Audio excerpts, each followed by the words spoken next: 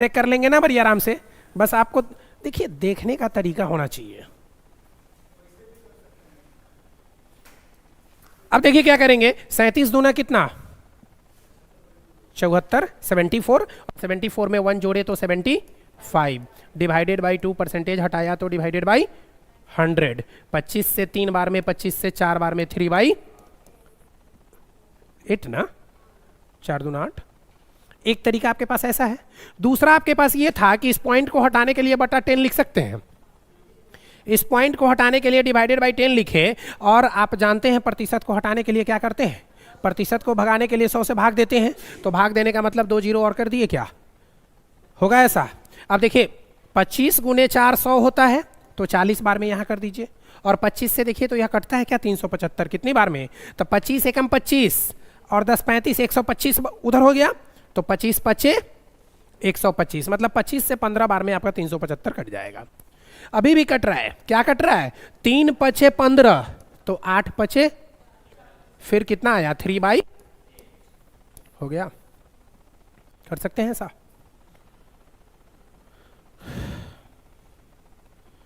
बहुत बढ़िया। इस तरह से अगर किसी को और भी कोई कंफ्यूजन, कोई प्रॉब्लम तो बताएं। एक 100 नंबर क्वेश्चन मैं बता दूं, बिल्कुल बताऊंगा।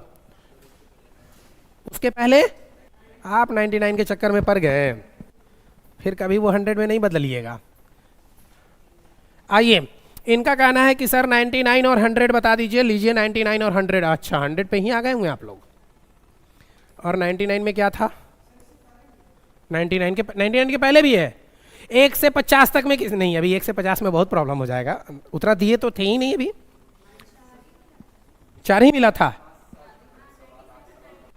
कितने बनाए हैं, 34, 94। लीजिए 94 कहाँ है भाई, लीजिए 92।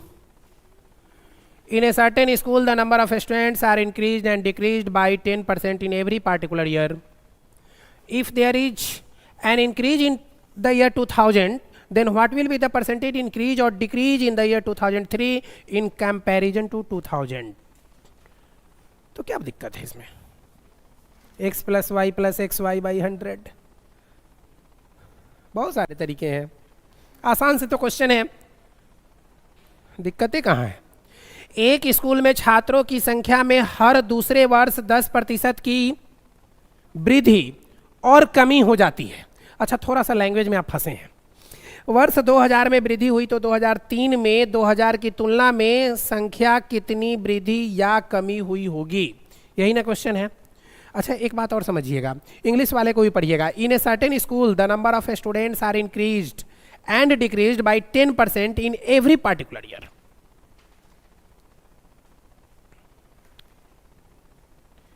मतलब क्या है, बस सिंपल सा लाइन है क्वेश्चन का कि हर एक वर्ष के अंतराल पर, हर वर्ष के अंतराल पर अगर पहले साल में 10% की वृद्धि होती है तो दूसरे साल में 10% की कमी हो जाती है।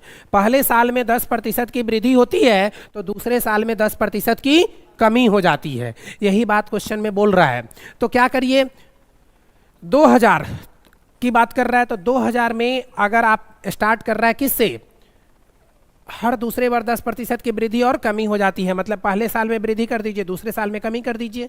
तो पहले साल अगर वृद्धि की है तो देख बटा 10, 10 से बढ़ के कितना, 10 से बढ़ के कितना 11, तो ले लीजिए 10 से बढ़ के 11 हो गया। फिर अगले साल में कमी हो जाएगा तो 10 से 9 हो गया, तो 10 से 9 हो गया। अच्छा, अगर बात 2000 से स्टार्ट किया तो हमको जाना कब तक है, 2003 तक जाना है। मतलब ये प्रोसेस कितनी बार होनी चाहिए, 3 बार होनी चाहिए यह प्रोसेस। अगर ये 2 बार की बात होती तो सीधा आप देख रहे हैं 11 9 99 और 100, मतलब 1% की कमी हो जाती, तब तो फिर कोई। अब तीसरी बार जो होगी वो वृद्धि होगी या कमी होगी, वृद्धि होगी। तो फिर क्या करेंगे, 10 से 11, तो कितना हो गया टोटल, यहाँ हो गया 1000 और यहाँ हो गया 11 गुने 11 121, और 121 को 9 से गुना कर लीजिए। 121 को 9 से गुना कर लीजिए, कितना होगा, 9 एकम 9 और 12 9 108, 1089। कितना बढ़ा, 1000 से 1089 कितना बढ़ा, 89 बढ़ा। कितना परसेंट बढ़ा, तो 89 into 100 divided by 1000 divided by 1000, यहाँ 100 ही है, 2 जीरो ही है, डबल जीरो से डबल जीरो कैंसिल हो गया, बचा कितना परसेंट?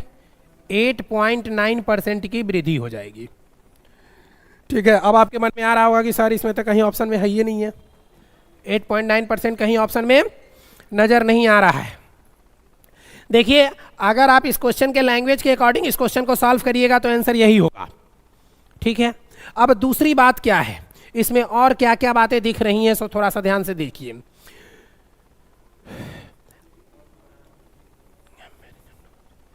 इसका ऑप्शन इसमें थोड़ा सा मिस है, मतलब ये टाइपिंग एरर है इसमें, लेकिन इसकी दूसरी कोई संभावना नजर नहीं आ रही है। आप इसका आंसर 8.9% ही लेंगे, इसीलिए आपको दिक्कत हो रही थी इसमें।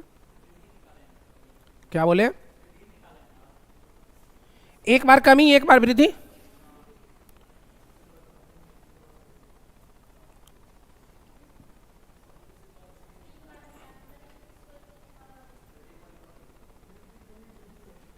वृद्धि कमी वृद्धि, यही होगा।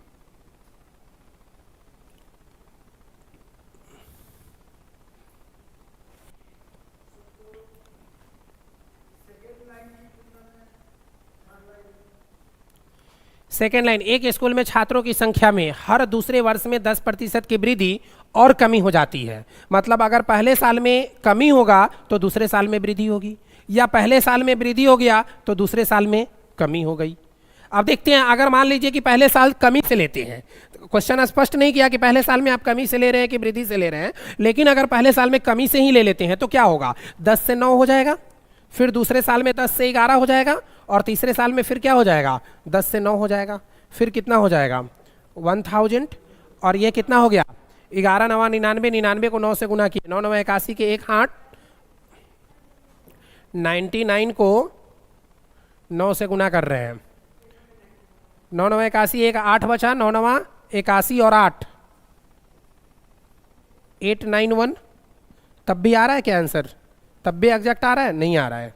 मीन्स कि आपका ये जो है क्वेश्चन थोड़ा सा इसमें मिस हो गया है, थोड़ा सा टाइपिंग एरर है इसमें, लेकिन जो क्वेश्चन है उसके अकॉर्डिंग आपका आंसर यही होगा। ऑप्शन वो टाइप करने में गलती हो गया है। ठीक, चलिए आइए नेक्स्ट फिर हम लोग देखते हैं।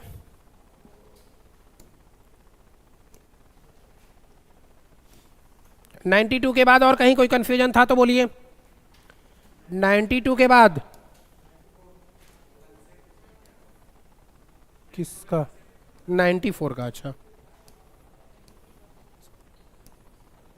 बताए तो थे,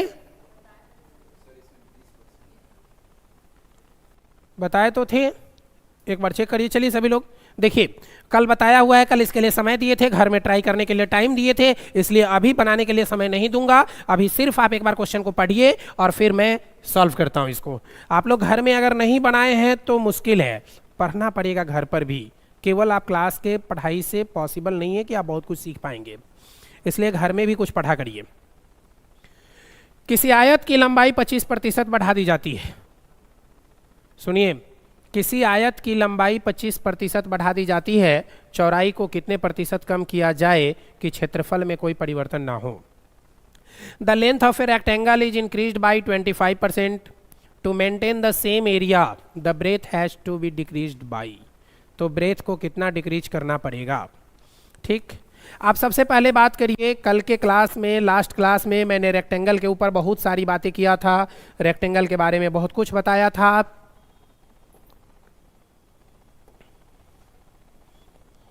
अच्छा, इसका जो टूल्स लेना होता है वो कहाँ से आता है?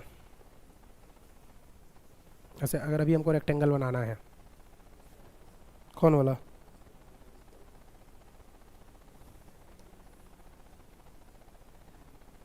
ये नहीं है? अच्छा,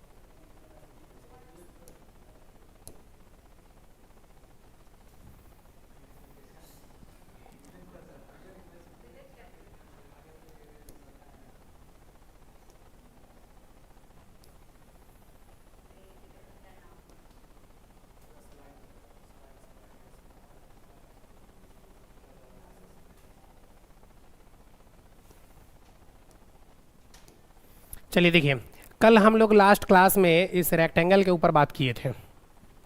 रेक्टेंगल में मैंने आपको ये बताया था कि लेंथ होगा ब्रेथ होगा, लेंथ इसको बोलेंगे, ब्रेथ यह होगा, और एरिया बराबर क्या होता है, लेंथ इंटू ब्रेथ।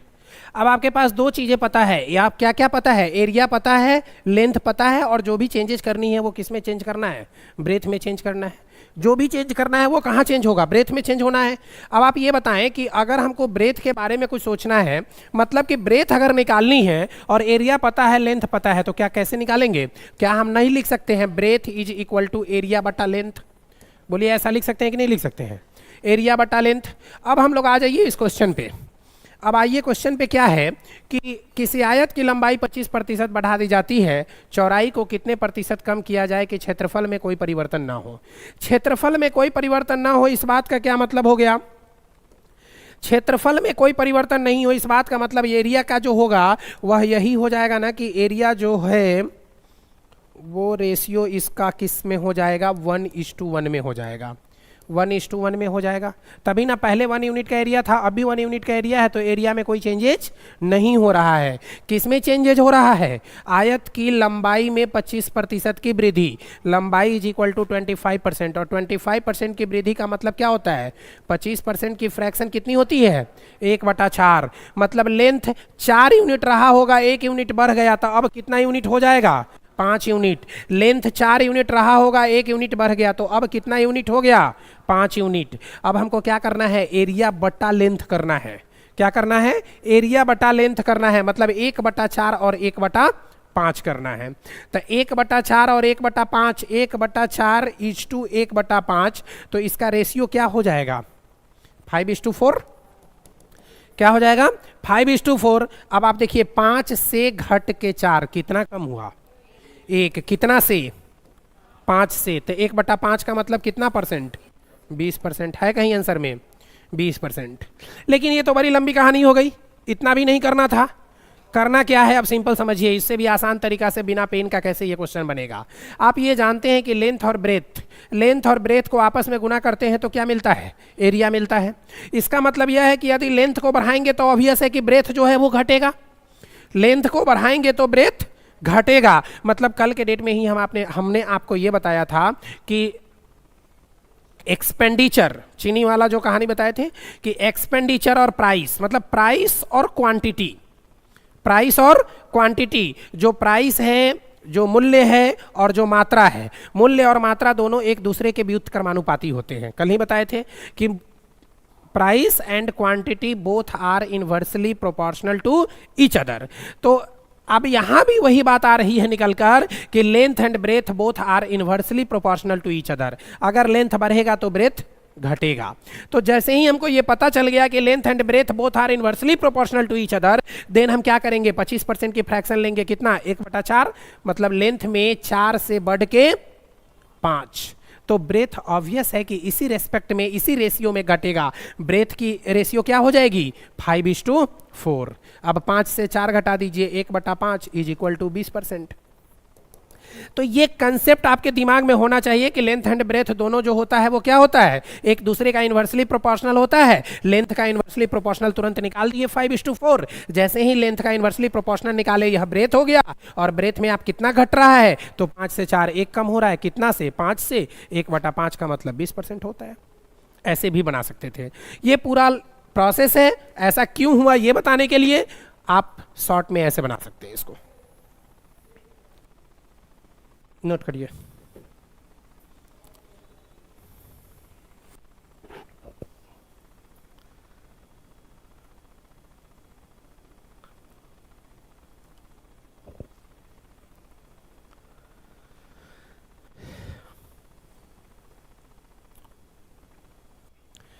कविता good morning sir ji, good morning.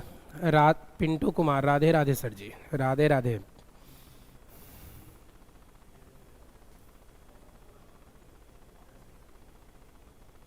Sulekha Kumari, good morning आपको भी, गुड मॉर्निंग ऑनलाइन वालों के साथ साथ ऑफलाइन वालों को भी। नहीं, देखिए इसको समझे कि नहीं समझे ये बताइए पहले, इसमें कहीं कोई कंफ्यूजन तो बताएं। नहीं समझ में आया क्या?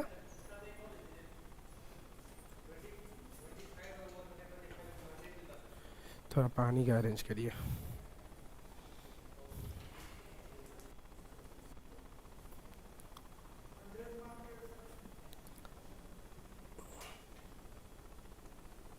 देखिए समझिए, कल के क्लास का क्वेश्चन क्या था। एक बार सभी लोग अब ध्यान से सुनिए बोर्ड पे। अब बोर्ड पे ध्यान से देखिए, बातें नहीं करनी है। अगर बातें करेंगे तो फिर आप दोबारा हम ही से पूछेंगे और परेशान हम होंगे, क्योंकि मुझे दोबारा बतानी पड़ेगी। इसलिए आप बिल्कुल भी आपस में बात मत करिए और ध्यान से सुनिए। सबसे पहला दिन का जो क्वेश्चन था, जो स्टार्टिंग डे 1 में मैं ऐसे क्वेश्चन को बताया था आपको, वो क्वेश्चन नंबर कितना था? यही था ना क्वेश्चन। यदि किसी आयत की लंबाई में 37.5% की वृद्धि हो जाए तथा इसकी चौड़ाई में 20% की कमी हो जाए तो इसके क्षेत्रफल में कितने प्रतिशत का परिवर्तन होगा? बोलिए, ये क्वेश्चन था ना डे 1। ऐसा क्वेश्चन रेक्टेंगल के ऊपर बताया था मैंने। अब चलिए एक और क्वेश्चन आप लिखिए। लिखिए तो सभी लोग जल्दी से लिखिए। यदि किसी वर्ग की भुजा में यदि किसी वर्ग की भुजा में यदि किसी वर्ग की भुजा में यदि किसी वर्ग की भुजा में 40% की वृद्धि कर दी जाए, यदि किसी वर्ग की भुजा में 40% की वृद्धि कर दी जाए, यदि किसी वर्ग की भुजा में 40% की वृद्धि कर दी जाए तो उसके क्षेत्रफल में तब उसके क्षेत्रफल में कितने प्रतिशत का परिवर्तन होगा? तब उसके क्षेत्रफल में कितने प्रतिशत का परिवर्तन होगा? तब उसके क्षेत्रफल में कितने प्रतिशत का परिवर्तन होगा?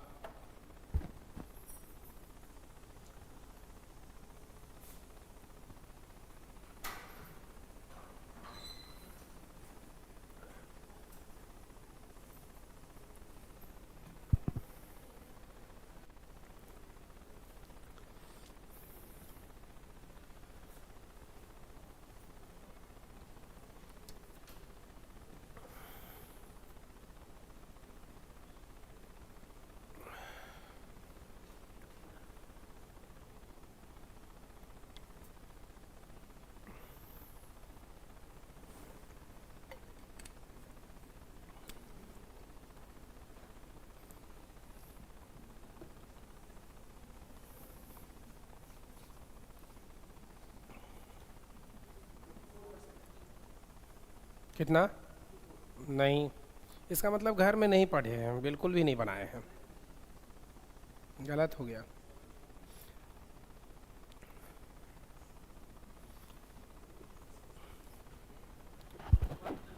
नहीं,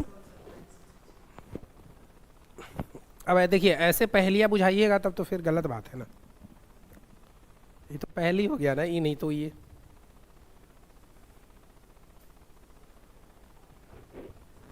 ये नहीं तो वो सही, वो नहीं तो कोई और सही, कोई और नहीं तो कोई और सही।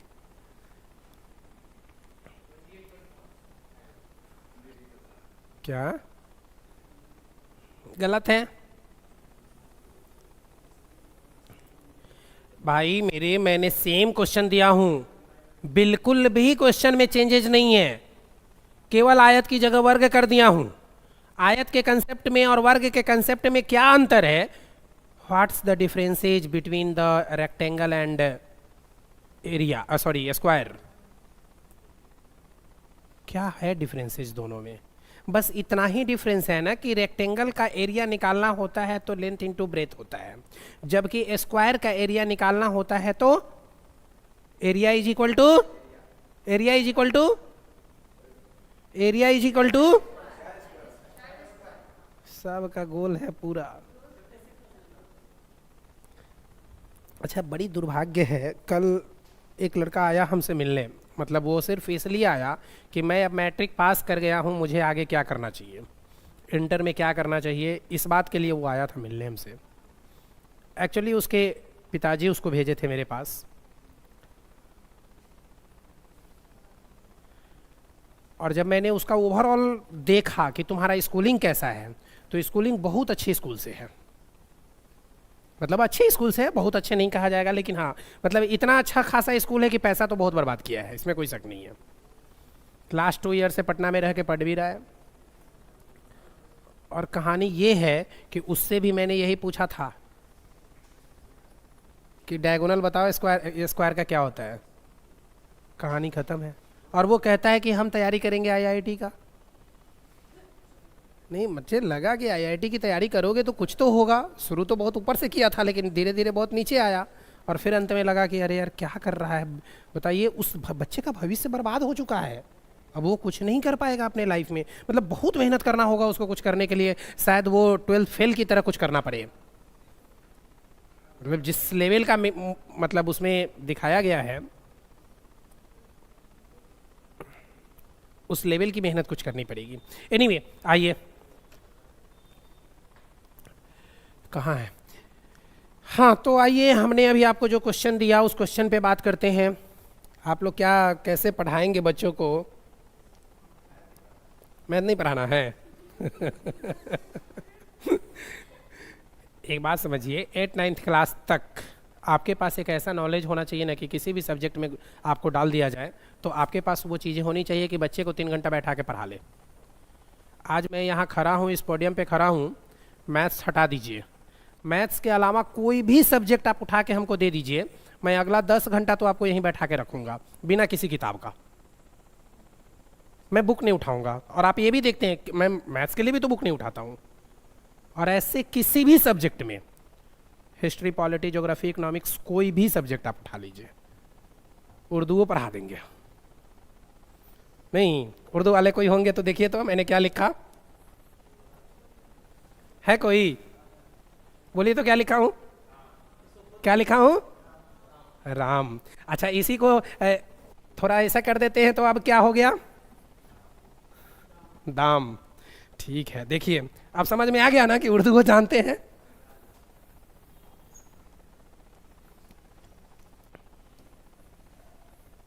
गलती हो गया ना, गलती हो गया ना, गलती हो गया।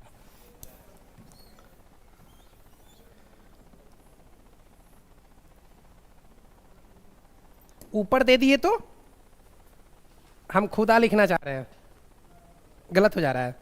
अच्छा ठीक है, अच्छा रहने दो, अब ज्यादा नहीं। अब पकड़े जाएंगे अब।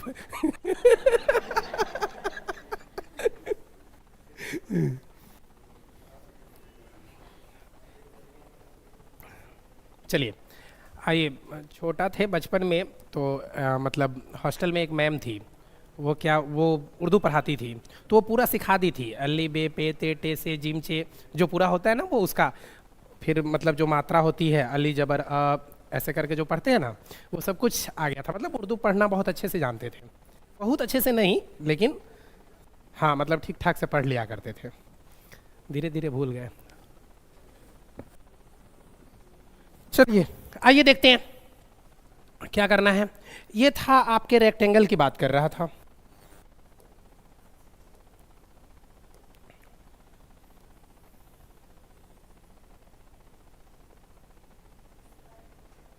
हाँ, स्क्वायर की बात कर रहे थे, अभी स्क्वायर ही ना दिए थे, अभी स्क्वायर दिए थे। चलिए, अब इस स्क्वायर में और रेक्टेंगल में बस फर्क इतना ही है ना कि रेक्टेंगल का जब एरिया निकालते हैं तो लेंथ इंटू ब्रेथ होता है, रेक्टेंगल का जब एरिया निकालते हैं तो लेंथ इंटू ब्रेथ होता है, और जब हम स्क्वायर का एरिया निकालते हैं तो इसको हम लोग क्या लिखते हैं? साइड स्क्वायर, भुजा स्क्वायर, क्षेत्रफल इज इक्वल टू क्या? भुजा स्क्वायर। अब यहाँ पर आपने जो क्वेश्चन दिया गया वो इसके साइड में चेंजेस दिया गया। साइड में कितने परसेंट का चेंज हो रहा है? 40% का चेंज हो रहा है। 40% की वृद्धि होती है, तो 40% की फ्रैक्शन कितनी हो जाएगी? 40/100 ऐसा लिखेंगे, 2/5। इसका मतलब यह हो गया कि इसकी ओरिजिनल जो साइड है, ओरिजिनल जो भुजा है वह 5 यूनिट की है। अब जो नई भुजा है वो 2 यूनिट बढ़ जाएगी, कितने की हो जाएगी? 7 की। ये प्रोसेस कितनी बार? तो स्क्वायर की बात कर रहे हैं ना, मीन्स की एरिया निकालने के लिए 5 की स्क्वायर और 7 की स्क्वायर, तो कितनी हो जाएगी एरिया? 5 × 5 25, 7 × 7 25 से बढ़ के 49 हो गया। कितना बढ़ा? कितना परसेंट बढ़ा, यह निकालने के लिए पहले ये देखना पड़ेगा कि यह किससे बढ़ रहा है। तब 25 से बढ़ रहा है तो 24/25। एक साथ दोनों काम पॉसिबल नहीं है। लिखना अभी बंद कीजिए ना, बाद में लिखने के लिए बोलिएगा, मैं रुक जाऊंगा। पहले समझ जाइए चीज़ों को। तो 24 किससे बढ़ा? 25 से। परसेंटेज निकालेंगे तो गुना करेंगे कितना से? 100 से। 25 से कितना बार में? 4 बार में। 24 गुने 4 कितना होता है? 96%। होगा ऐसा? नोट करिए अब।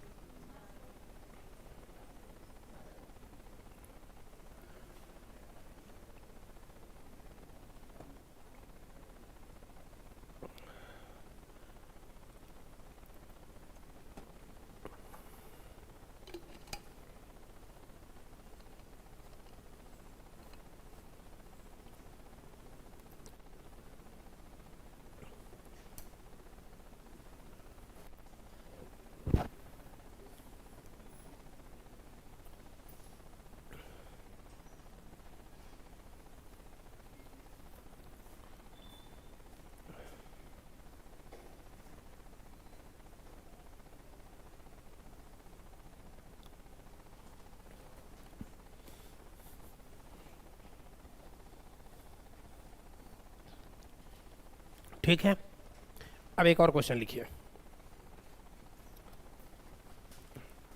लिखिए तो, यदि किसी आयत की लंबाई में, नोट कर लिए हैं इसको? लिखिए, यदि किसी आयत की लंबाई में, यदि किसी आयत की लंबाई में, यदि किसी आयत की लंबाई में 10% की वृद्धि कर दी जाए, यदि किसी आयत की लंबाई में 10% की वृद्धि कर दी जाए, यदि किसी आयत की लंबाई में 10% की वृद्धि कर दी जाए तथा चौड़ाई में, तथा चौड़ाई में, तथा चौड़ाई में 16.2/3% की वृद्धि कर दी जाए, तथा चौड़ाई में 16.2/3% की वृद्धि कर दी जाए, तथा चौड़ाई में 16.2/3% की वृद्धि कर दी जाए, तथा चौड़ाई में 16.2/3% की वृद्धि कर दी जाए, तो बताएं कि इसके क्षेत्रफल पर, तो बताएं कि इसके क्षेत्रफल पर कितने प्रतिशत का परिवर्तन होगा। तो बताएं कि इसके क्षेत्रफल पर कितने प्रतिशत का परिवर्तन होगा। तो बताएं कि क्षेत्रफल पर कितने प्रतिशत का परिवर्तन होगा।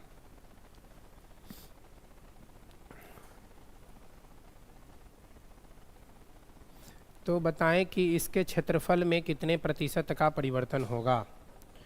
Try to do each and every one.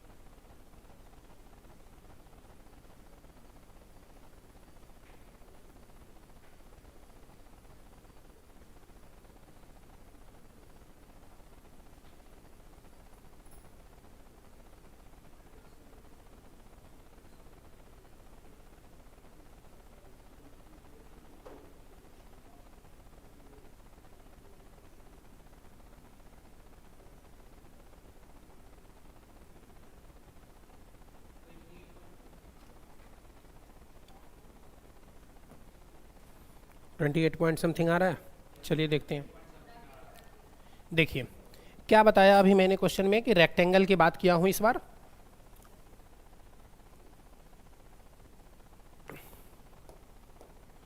और इस रेक्टेंगल में आप क्या देख पा रहे हैं कि लेंथ इंटू ब्रेथ बराबर एरिया होता है, एरिया बराबर लेंथ इंटू ब्रेथ होता है।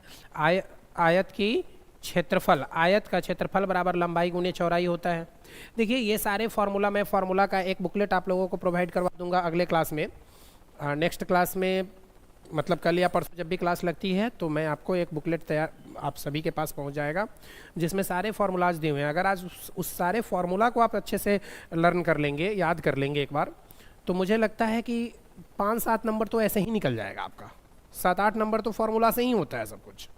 तो वो कर लीजिएगा, मैं कल के क्लास में आप लोगों को सेंड करवाता हूँ, मतलब दिलवा देता हूँ, हार्ड कॉपी में मिल जाएगा आपको वो। तो एरिया बराबर क्या है, लेंथ इंटू ब्रेथ। और आपको बताया मैंने कि लेंथ में कितने प्रतिशत की वृद्धि, 10% की वृद्धि, और ब्रेथ में कितने प्रतिशत की वृद्धि, 16.2/3% की वृद्धि।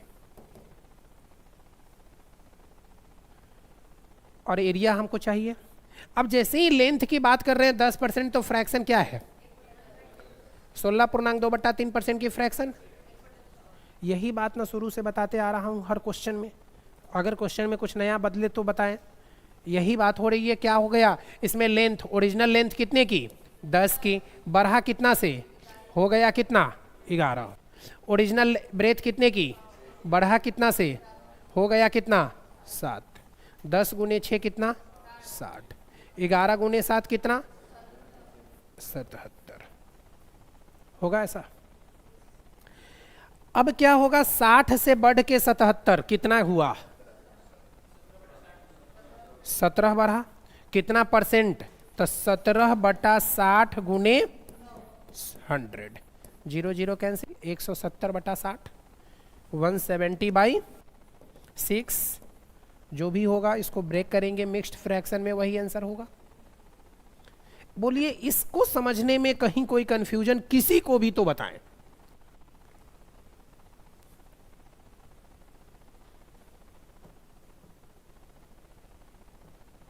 ठीक है, अब एक और क्वेश्चन लिखिए।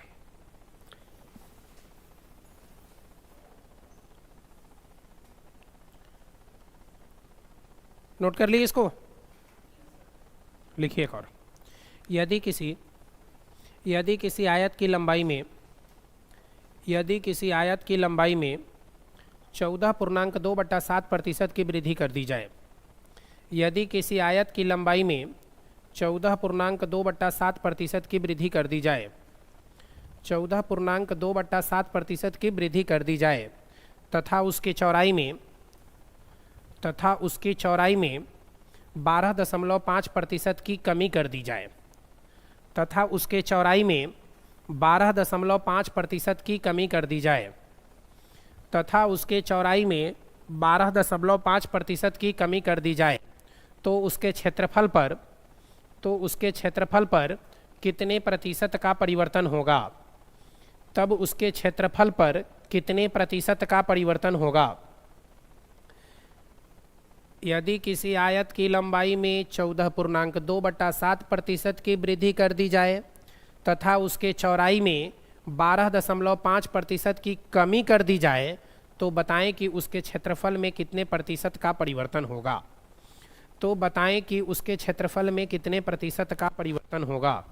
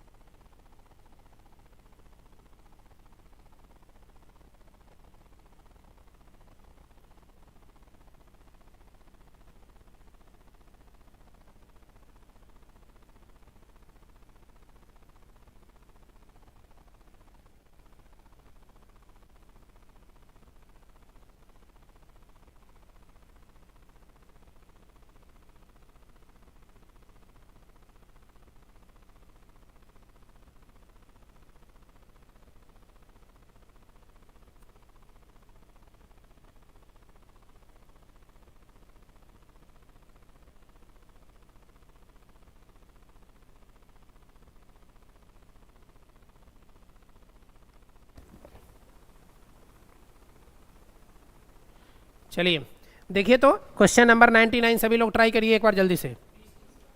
देखिए 99 में क्या है, if a number is decrease by 10% it becomes 54, to make it 72 it should increase by what.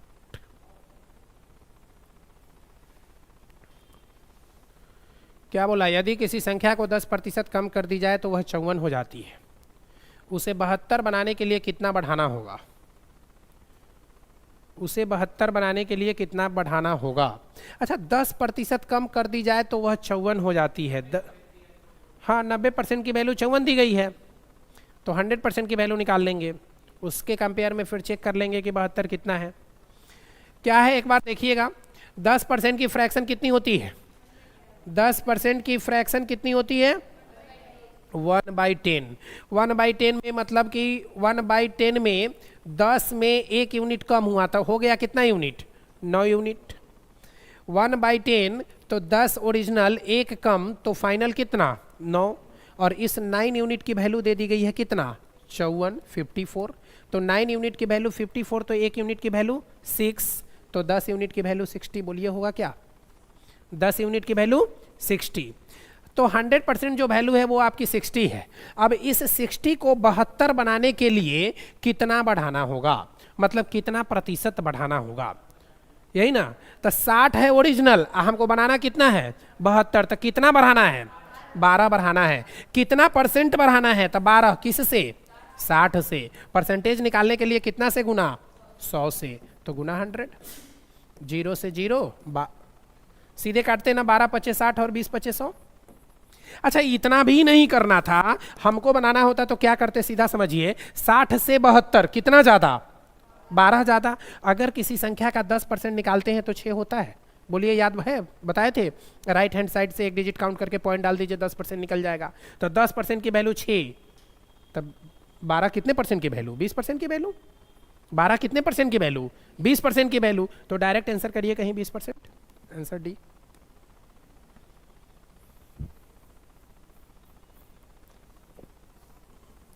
अच्छा इसमें फिर अभी ऐसे लोग दिख रहे हैं जो लोग लास्ट क्लास में थे नहीं और अब आ गए हैं, और जो लोग पहले क्लास में थे वो अब गायब हैं।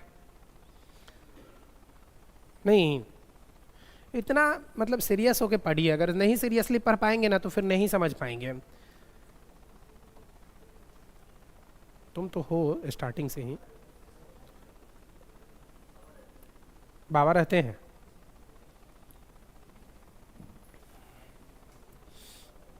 चलिए हाँ 99 के बाद, 99 में किसी को प्रॉब्लम तो बोलिए, कोई कंफ्यूजन 99 में। आइए 100, 100 भी किसी का प्रॉब्लम था। चलिए बनाइए तो 100 नंबर, 100 नंबर बनाइए, क्या मैं बता दे रहा हूं। किसी वस्तु की कीमत 6 रुपये प्रति किलोग्राम से 7.5 रुपये प्रति किलोग्राम हो जाए तो इसकी खपत में प्रतिशत कमी ज्ञात करो यदि इसका खर्च समान रहे। बोलिए कल के क्लास में बताए थे ना, याद है या भूल गए। भूलना मनुष्य का स्वाभाविक गुण है, आप लोग तो भूल ही जाते हैं, कोई बात नहीं है। देखिए किसी वस्तु की कीमत 6 रुपये प्रति किलोग्राम से 7 रुपये प्रति, मतलब 6 रुपये समान था, अब 7.5 रुपये हो गया। ये किसकी बात दी गई है, यह किसकी बात दी गई है, बोलिए। आप लोग बोलते नहीं, क्या दिया हुआ है, कीमत। क्या दिया हुआ है, वस्तु की कीमत, प्राइस। तो अगर ये प्राइस दिया हुआ है तो इसके जो मात्रा होंगे, जो क्वांटिटी होगी, वो इसकी इन्वर्सली प्रोपोर्शनल होगी, बता ही चुका हूं बार बार। तो फिर इन्वर्सली प्रोपोर्शनल कर दीजिए। अच्छा इन्वर्सली प्रोपोर्शनल कीजिए तो इस 75 को इधर पॉइंट है, इसको हटाएंगे तो इधर 60 कर दीजिएगा। तब 15 चौके 60 और 15 पचे 75, 4:5 का रेशियो होगा क्या। इसका इन्वर्सली प्रोपोर्शनल मतलब पलट दीजिए, 5:4 होगा क्या। तब 5 से 4 कितना कम, कितना से, तो 1/5 की प्रतिशत हो गया। आंसर खत्म, आंसर सी।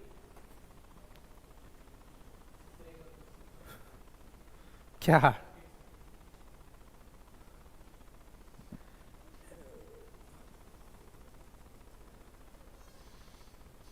कोई भी सामान की कीमत 6 रुपए से बढ़ के 7.5 रुपये हो जाती है। बोला कि अगर हमारे पास 6 रुपये पर केजी जब सामान की कीमत थी तो कितना हम यूज करते थे। 6 रुपये जब था तो क्या यूज था, अब जब 7 रुपये 50 पैसे हो जाएगा तो कितना यूज करेंगे जिससे हमारे खर्च पर, मतलब कुल खर्च पर कोई अंतर ना पड़े। कमी ज्ञात करो यदि इसका खर्च समान रहे, खर्च में कोई भी चेंजेज नहीं होना चाहिए। तो जब खर्च को कांस्टेंट, जब एक्सपेंडिचर को कांस्टेंट कर देते हैं तो क्या कल के समझा, कल नहीं बताए थे, कल या परसों, कल नहीं बताए थे, कल बताए थे ना कि price and quantity both are inversely proportional to each other. कीमत तथा मात्रा दोनों एक दूसरे के इन्वर्सली प्रोपोर्शनल होते हैं। कल एक आप लोग को वो भी बताया था कि दोस्ती के पहले वाला ये कंडीशन है, दोस्ती के बाद वाला ये कंडीशन है। लाइन याद है? तो उसी के अकॉर्डिंग आपको ये फिर सोचना है। अब मान लीजिए कि ये 6 रुपये था, ये 7.5 रुपये था, पॉइंट हटा दिए तो इधर भी जीरो कर सकते हैं, पॉइंट जैसे ही हटा तो 60-75, मतलब इसका रेशियो निकाले तो 4:5। इसका जस्ट इन्वर्सली प्रोपोर्शनल क्या हो जाएगा? 5:4। ये जो बात है वो किसकी है? ये प्राइस की बात कर रहे हैं, ये ऊपर में प्राइस की बात कर रहे हैं और नीचे किसकी बात कर रहे हैं? क्वांटिटी की। हिंदी में बात कर लीजिए तो यह कीमत की बात की जा रही है और नीचे जो बात की जा रही है वो किसकी? मात्रा की। अब आपको पता है कि मात्रा का रेशियो 5:4 है, क्वांटिटी का रेशियो 5:4 है, तो 5 से घट के 4 कितना घटा? 1। कितना से? 5 से, तो 1/5। 1 घटा कितना से? तो 5 से। 1/5 कितना परसेंट? परसेंटेज निकालने के लिए 100 से गुना। 1/5 जैसे ही दिखा 20% लेंगे, क्यों इतना सोचना? आप लोग का चेहरा देख के लग रहा है कि क्या कैसा क्यों है भाई, नहीं समझ में आ रही है क्या बातें। इतना सीरियस होके मैथ्स नहीं पढ़ते हैं, पता चलेगा हम खुद सीरियस हो जाएंगे।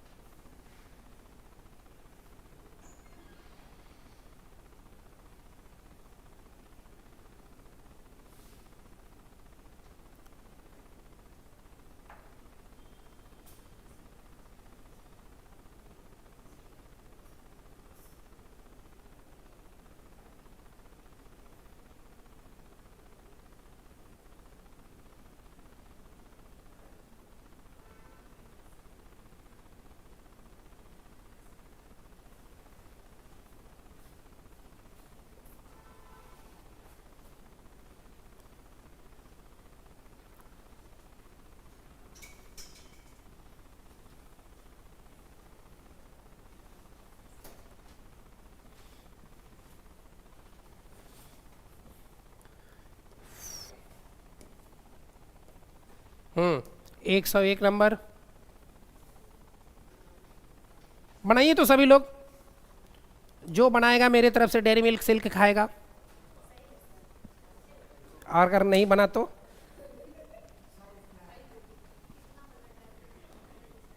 क्या? सिल्क बोल चुका हूं तो उसकी बजट एक लिमिटेड फिक्स है, उससे कम में नहीं आता है।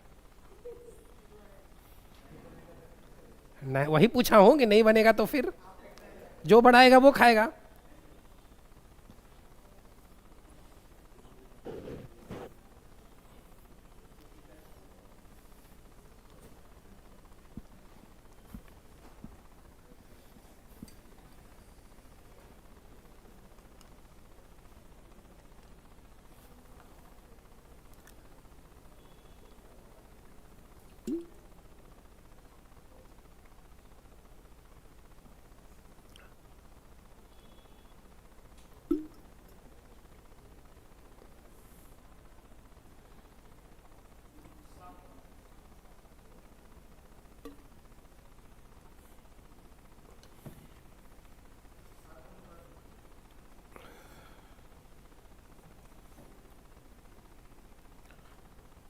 क्या बोले?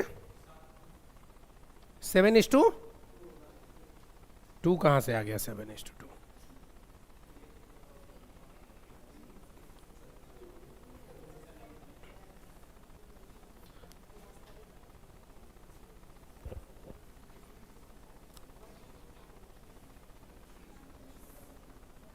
मतलब आपके according option number A answer हो रहा है। कौन बोला 7:2? अच्छा ठीक है, इतना समय देने वाला क्वेश्चन नहीं था। क्वेश्चन ओनली 30 सेकेंड्स का है, 30 सेकेंड में बनने वाला क्वेश्चन है। लगता है ऑप्शन नंबर डी। चलिए, वेरी गुड।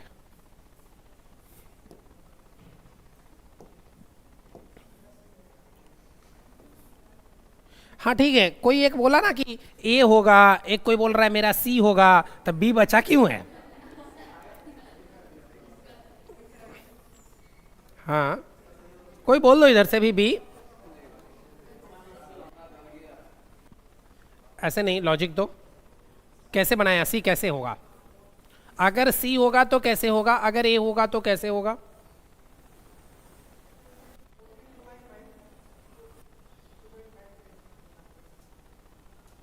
चलिए देखते हैं। अभी तक सभी लोग गलत हैं, मतलब अभी मेरे तरफ से किसी को डेयरी मिल्क सिल्क के लिए एलिजिबिलिटी प्राप्त नहीं हुई है।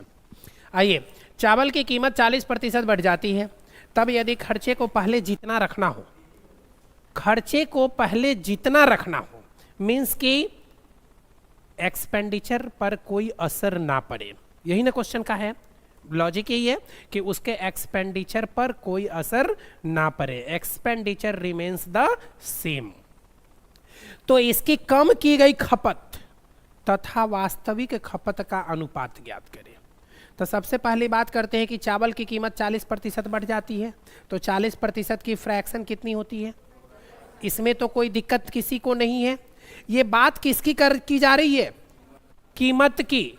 चावल की तो बात हो ही रही है, लेकिन ये चावल की कीमत की बात हो रही है, प्राइस की बात हो रही है। प्राइस कितना, 5 से बढ़ के 5 में कितना बढ़ा है? 2 बढ़ा है, तो हो गया है कितना? 7। अब ये प्राइस, और जब हमारा एक्सपेंडिचर कांस्टेंट होता है, जब एक्सपेंडिचर रिमेन्स द सेम होता है, वैसे कंडीशन में जो क्वांटिटी होती है वो इन्वर्सली प्रोपोर्शनल होती है। क्वांटिटी इन्वर्सली प्रोपोर्शनल होती है, तो क्वांटिटी इन्वर्सली प्रोपोर्शनल मतलब 7 से, बोलिए कोई दिक्कत? अब आपसे पूछा है क्वांटिटी के बारे में ही, तो इसकी कम की गई खपत, क्वांटिटी मतलब क्या? खपत। कम की गई खपत, तो कम कितना किया गया? 7 से 5 हो गया, कितना कम हुआ?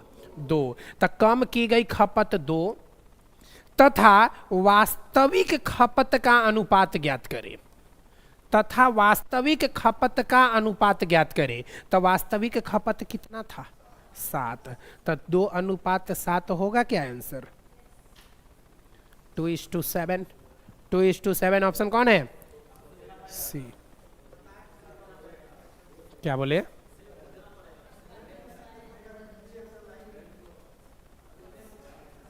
बोले थे तो लॉजिक नहीं बताए थे, आप बताइए लॉजिक, तब हम फिर। पढ़ा था, मुझे पता था कि आप वहीं गलती किए हैं। आप जब आंसर बोलते हैं तो मुझे पता होता है कि आप कहाँ गलती किए हैं। आप आंसर बोलते हैं कि यह आपका आंसर आया, तो भी मुझे पता होता है कि आपने गलती कहाँ किया है। जब एग्जामिनर क्वेश्चन सेट कर रहा होता है तो उसे ये पता होता है कि एग्जाम में बच्चे क्या क्या गलती करेंगे, और अगर आप यह गलती कीजिएगा तो इसका आंसर यह आएगा, वही ऑप्शन होता है। 4 ऑप्शन अगर दिए जाते हैं, अगर आप देखेंगे कि पॉलिटी में 4 आंसर दिए गए हैं, तो उस चारों आंसर के पीछे कुछ ना कुछ लॉजिक होता है।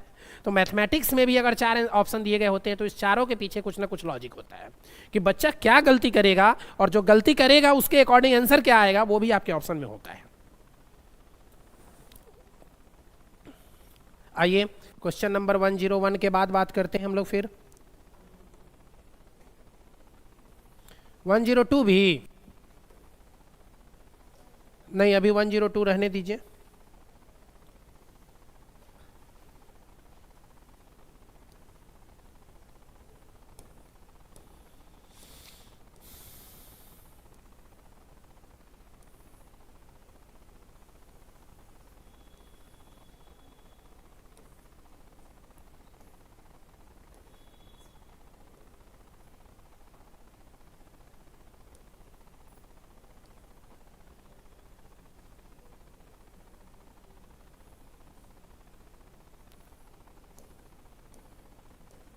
फिफ्टी 52 नंबर क्वेश्चन आप लोग को सॉल्व करना है।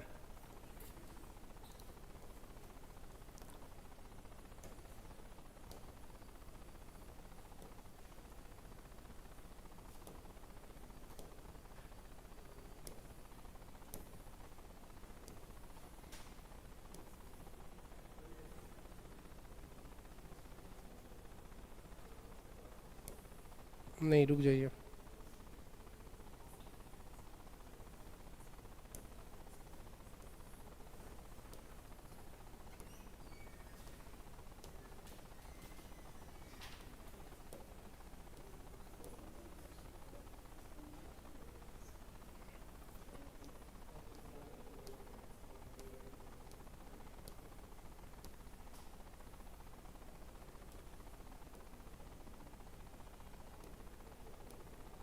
बनाइए तो 72 नंबर क्वेश्चन।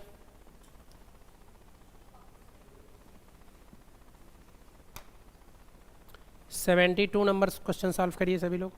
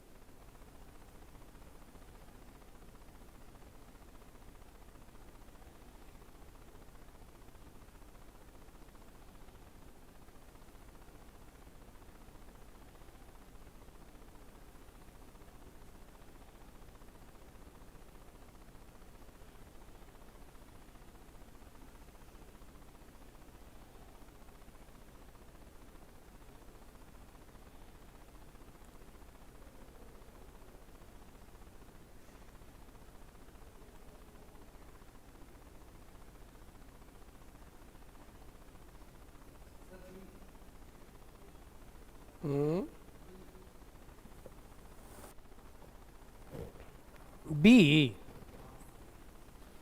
देखते हैं बनाते हैं तो।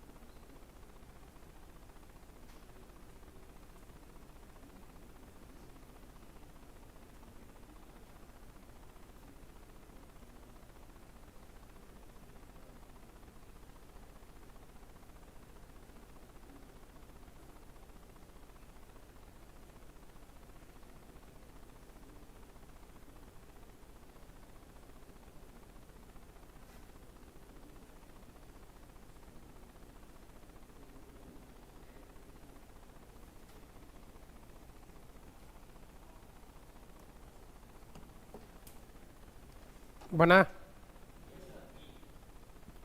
देखिए। An army lost 10% of its men in war, 10% of the remaining died due to disease, and 10% of the rest were declared disabled. Thus the strength, अब देखिए बातें बंद कीजिए और बोर्ड पे देखिए। Thus the strength of the army was reduced to 729,000 active men. The original strength of the army was what? किसी सेना के 10% जवान युद्ध में शहीद हुए, शेष का 10% जवान रोगग्रस्त होकर मर गए और शेष में से 10% को आसक्त घोषित कर दिया गया। इस प्रकार सेना में सक्रिय जवानों की संख्या 729,000 रह गई। बताइए मूल रूप से सेना में कितने जवान थे? और कितने आंसर आ रहे हैं आप लोगों के? बी नंबर आंसर आ रहे हैं। चलिए देखिए क्या है क्वेश्चन को हम लोग समझने की कोशिश करते हैं। सबसे पहली बात यह कहता है कि किसी सेना में कुछ जवान थे जिसमें 10% लोग युद्ध में मारे गए। 10% लोग युद्ध में मारे गए, 10% की डेथ हो गई है युद्ध में। इसका मतलब जो भी जनसंख्या रहा होगा उसमें से 10% लोग मतलब शहीद हो गए होंगे। 10% की वैल्यू कितनी होती है? तो क्या हम ऐसा मान सकते हैं कि 10 लोग रहे होंगे सेना में जिसमें एक लोग शहीद हो गए होंगे, तो बचे कितने? बोलिए कोई दिक्कत इस लाइन में? दूसरा लाइन बोला कि आगे कुछ दिनों के बाद एक पैंडेमिक आती है, एक एपिडेमिक आती है, एक महामारी आती है जिसमें 10% डिजेबल हो जाते हैं कि रोगग्रस्त हो जाते हैं। तो 10% रोगग्रस्त हो गए, तो जो रोगग्रस्त हो जाएंगे क्या वो सेना में शामिल रह पाएंगे? नहीं रह पाएंगे। तो 10% रोगग्रस्त हो गए, इसकी भी फ्रैक्शन 1/10। इसका मतलब कि 10 लोग थे जिसमें एक लोगों की मौत हो गई रोग के कारण, और अब बचे कितने? 9। और फिर युद्ध में कुछ लोगों ने डिजेबल हो गया, डिजेबिलिटी हो गई, जिसके कारण वो सेना में शामिल नहीं रह सकते हैं, और उसकी भी संख्या कितनी परसेंट दी गई थी? 10%। कितना? 1/10। 10 लोगों में एक लोग डिजेबल हो जाता है तो बचता कितना है? 9। अब इन तीनों को आपस में मल्टीप्लाई कर दीजिए तो स्टार्टिंग में टोटल सेना में संख्या कितनी थी लोगों की? 1000। लेकिन अगर इसको भी मल्टीप्लाई कर दीजिए तो अब लोगों की संख्या बची कितनी? 729। 729 9 की क्यूब होती है 729। 729 यूनिट की वैल्यू क्वेश्चन में दी गई है कितनी? 729,000 दिया गया है क्या? बोलिए, ऐसा दिया गया है। तो आप जानते हैं 729 यूनिट की वैल्यू 729,000, तो एक यूनिट की वैल्यू कितनी होगी? बोलिए, एक यूनिट की वैल्यू 1000 नहीं होगी क्या? एक यूनिट की वैल्यू 1000 नहीं होगी क्या? तो स्टार्टिंग में 1000 थे। इस 1000 यूनिट की वैल्यू निकालने के लिए क्या करना होगा? इस 1000 को एक यूनिट से गुना करना होगा, मतलब 1000 से गुना करना होगा। तो यहाँ 3 जीरो, यहाँ 3 जीरो, कुल मिला के एक पर कितना जीरो? 6 जीरो। अब देख लीजिए ऑप्शन में जहां 6 जीरो होगा वही तो आंसर होगा आपका। जहां 6 जीरो होगा वही तो आंसर होगा। देखिए ये क्वेश्चन बनाने के 4-5 तरीके और भी है मेरे पास। मैं चाहूँ तो इसे 4-5 तरीके से बना दूं, लेकिन मेरा मानना है कि एक मेथड जो अभी शुरू से लेकर बनाते आए हैं उसी मेथड से क्यों ना हम आगे बढ़ें, कि फिर एक नया कुछ सीखने के लिए अलग से तैयार हों, ऐसा ज़रूरत नहीं है।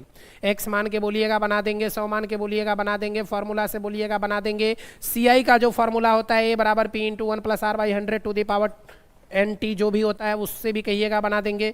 मेरे पास बहुत सारे फॉर्मूलेज हैं जिनसे मैं बना दूंगा, लेकिन मुझे नहीं लगता कि आपको चेंज करना चाहिए, आपको अपने एक ही तरीके पे रहना चाहिए। क्या बोले? कहाँ परसेंट था? 729 यूनिट की वैल्यू 729,000 क्वेश्चन में दिया हुआ है। तो 729 यूनिट की वैल्यू 729,000, तो एक यूनिट की वैल्यू होगी 1000। बोलिए होगा ऐसा? अब we have to find 1000 unit. कितने यूनिट की वैल्यू निकालनी है?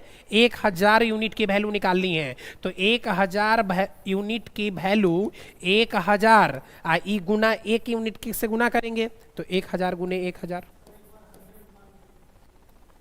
समय बर्बाद करिएगा और कुछ नहीं करिएगा।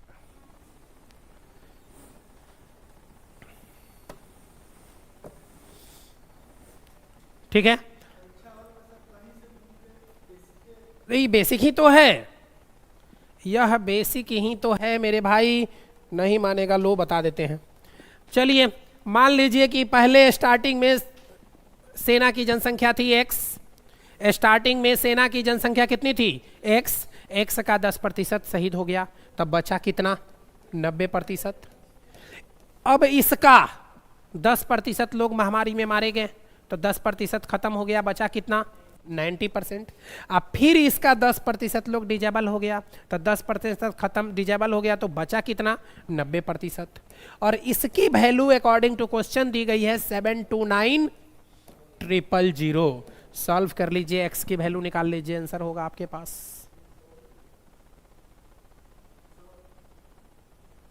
सौ से भी बना दे, आ रहा है मतलब बता दे।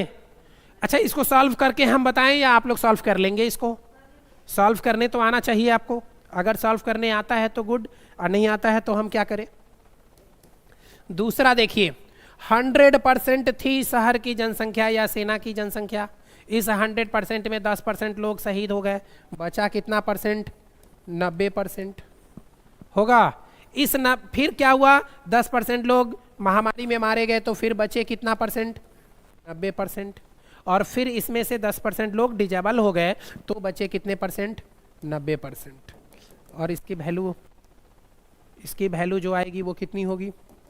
72900, 72900। इसको भी सॉल्व करिएगा, वही बात होगी। ठीक, एक और तरीका बता दें, लीजिए लीजिए ना, ज़्यादा दिमाग खराब हो जाएगा ना, ये इसीलिए बोल रहे थे कि नहीं तो अब फिर आप ही लोग कहने लेना सर, वही ठीक है।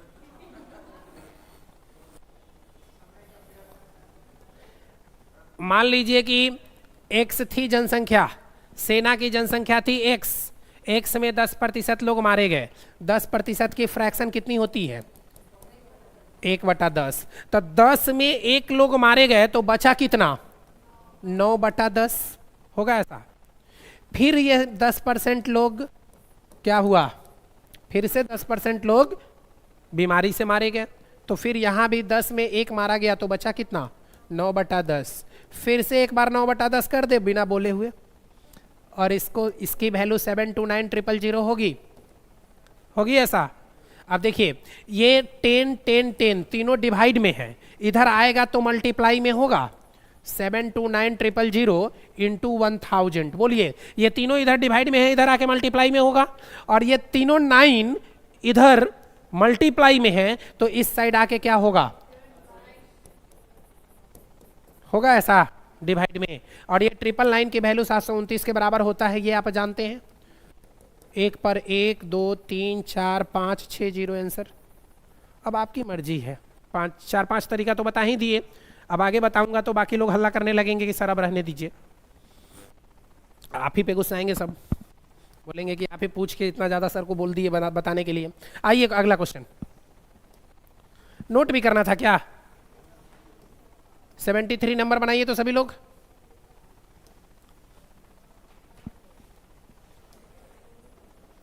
Seventy three.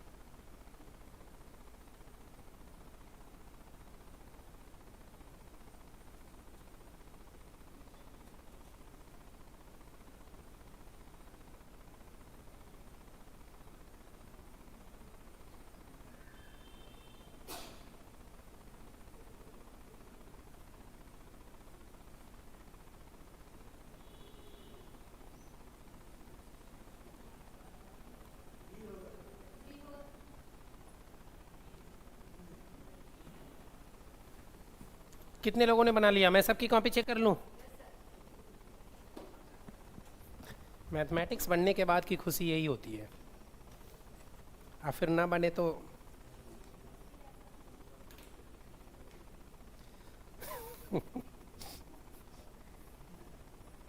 ठीक।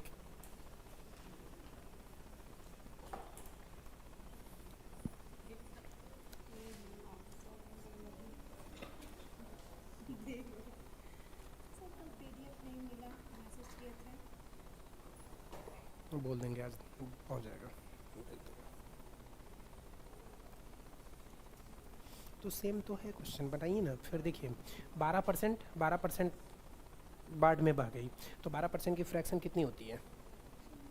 चेंज करिए 12%। अब तो आइएगा नहीं तो फिर कैसे होगा?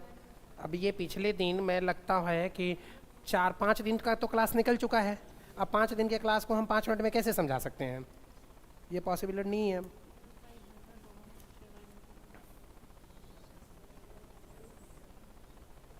आप 25% का फ्रैक्शन नहीं ब्रेक कर पा रही हैं तो कैसे सॉल्व कर पाएंगे? सॉरी, 12% को फ्रैक्शन में कैसे चेंज कर रहे हैं? आप नहीं कर पा रहे हैं। ठीक है, ठीक है, तो उल्टा क्यों लिखी? नहीं, घर में आप लोग ना बिल्कुल नहीं पढ़ते हैं, बिल्कुल नहीं पढ़ते हैं।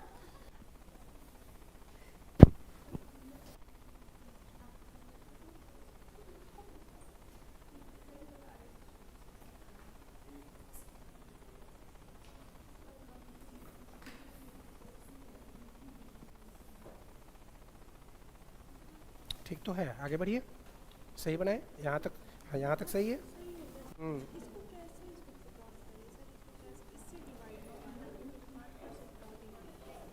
ये 22 को 19 से गुना करिए। काट सकते हैं, 10 करिए इसको। 11। तो 209 यूनिट की वैल्यू दी गई है 8360। 9 चौका 36, 2 चौका 8, 40। 1 यूनिट की वैल्यू 40 आ रही है।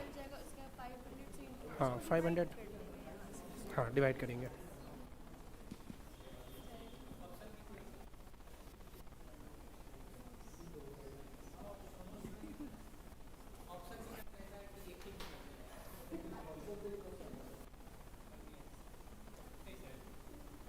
नहीं, ऐसा कुछ नहीं है। आप कैसे कैसे कह सकते हैं कि ऑप्शन क्यों नहीं होगा? डी,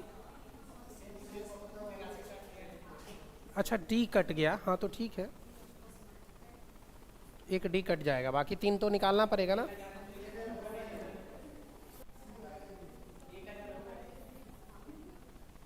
चलिए देखिए, मैं बताऊं आप लोगों को।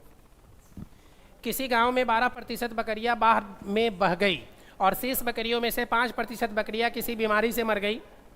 तब यदि गांव में 8,360 बकरियां शेष हो तो बताए बाढ़ से पहले गांव में मूलतः कितनी बकरियां थीं?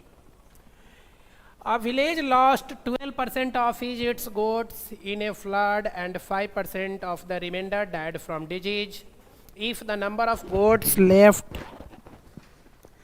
now is 8360, what was the original number of goats before the flood? ऐसा है क्वेश्चन में। तो आइए देखते हैं कैसे बनेगा ये। बातें बंद, देखिए समझिए। यहाँ आवाज देखता हूं क्या आ रहा है क्वेश्चन में। सबसे पहला लाइन क्या था क्वेश्चन में? कितने प्रतिशत बाढ़ में बह गई? 12%। तो 12% की फ्रैक्शन निकाल नहीं पा रहे हैं आप लोग? हाँ, तो 12% के फ्रैक्शन में चेंज करेंगे तो क्या होगा? 12% की फ्रैक्शन 12/100 ऐसा लिखेंगे क्या? 3 चौके 12, 25 चौका 100, 3/25 होगा ऐसा। 3/25। ओरिजिनल में कितनी? 3 बाढ़ में निकल गई, बह गई, तो बचा कितना? 22। 5% 1/20 में 1 खत्म, बचा कितना? 19। अब आप बहुत करोगे, चाहोगे तो ये 22 को 11 दूना 22 और 10 दूना 20 ऐसा काट सकते हो, या रहने भी दोगे तो क्या हो जाएगा? रहने भी दोगे तो कुछ फर्क नहीं पड़ना है। 25 दूना 50, यहाँ हो गया 500, और यहाँ 19 को 22 से गुना करना है। अच्छा देखिए, 19 को 22 से गुना करना है। क्या करिएगा? 19 दूना 38 के 8, हाथ में बचा 3, और 19 दूना 38 और 3 कितना 41, 418।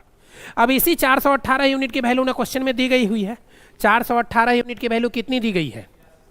418 यूनिट की वैल्यू क्वेश्चन में दी गई है कितना? 418 यूनिट की वैल्यू दी गई है 8360। तब 1 यूनिट की वैल्यू कितनी हो जाएगी? 8360 बटा 418, तो 18 दूना 36 है, 4 दूना 8 स्पष्ट दिख रहा है।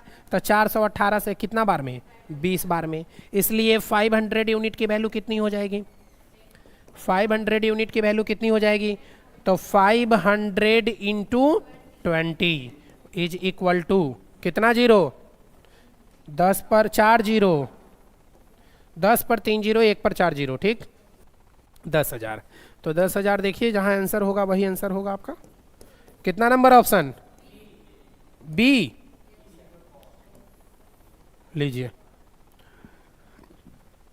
ठीक है, रहने दिया जाए आज के लिए इतना ही कि एक और क्वेश्चन, अच्छा होमवर्क दे देते हैं। इतना नोट कर लिए ना? अब आइए एक क्वेश्चन और अभी 73 के बाद देखिए तो 74 में क्या है? 74 बड़ी इंपॉर्टेंट क्वेश्चन है, बहुत बार एग्जाम में पूछा है ये। सेम लैंग्वेज के साथ, सेम डिजिट के साथ क्वेश्चन एग्जाम में पूछा गया हुआ है। क्या नहीं बनेगा? अच्छा ये बहुत आसान हो गया है, पहले आसान नहीं था।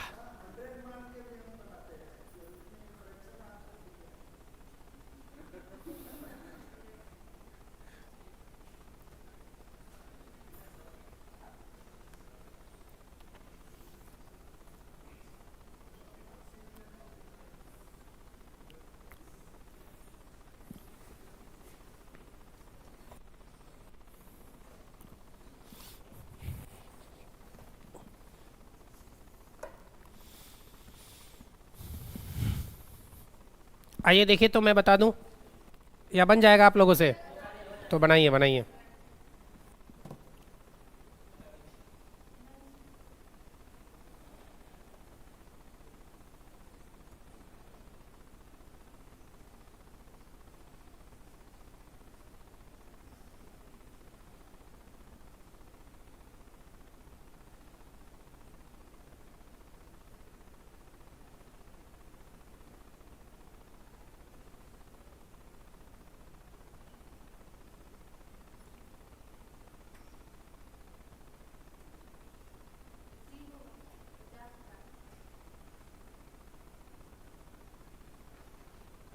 देखते हैं, सभी लोग को बनाने दीजिए।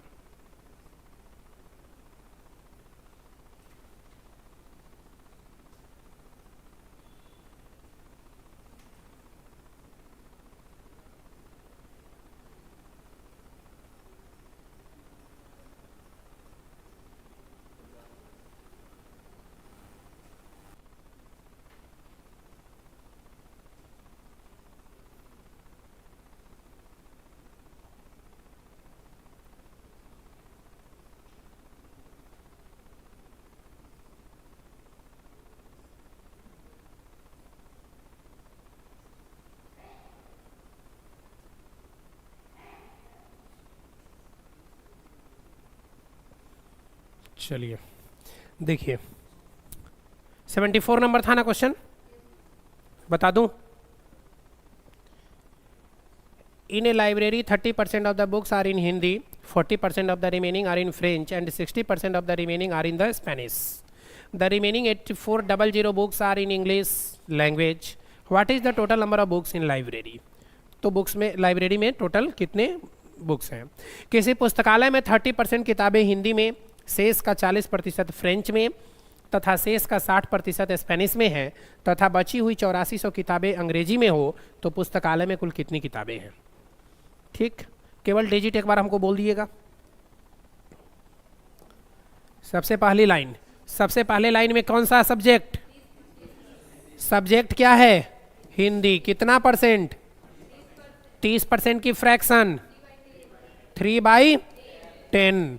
10 में 3 किताब हिंदी की थी तो बाकी बची किताब 7। होगा ऐसा? हिंदी के बाद कौन सी भाषा? हिंदी के बाद कौन सी बुक? फ्रेंच।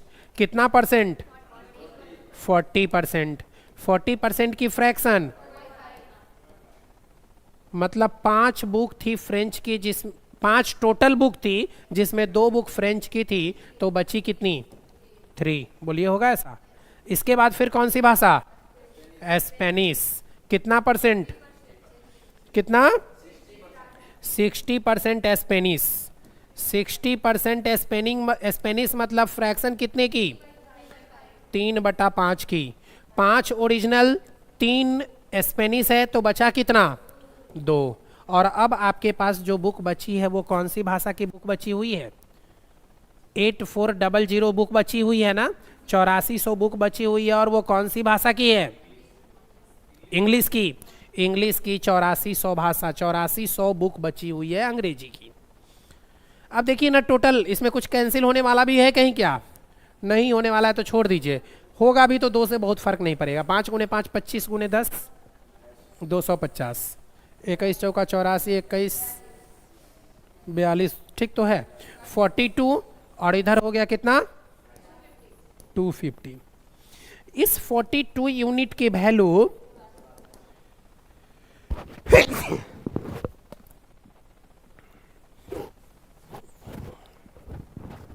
इस 42 यूनिट की वैल्यू दी गई है 8400, 8400।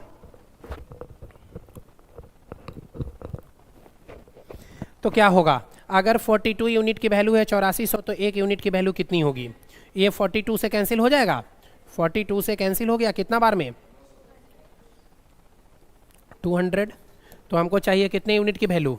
250 यूनिट की वैल्यू। तो 250 गुने 200, 25 दूना 50 पर कितना जीरो? 3 जीरो। 50,000 बुक्स होंगे टोटल लाइब्रेरी में।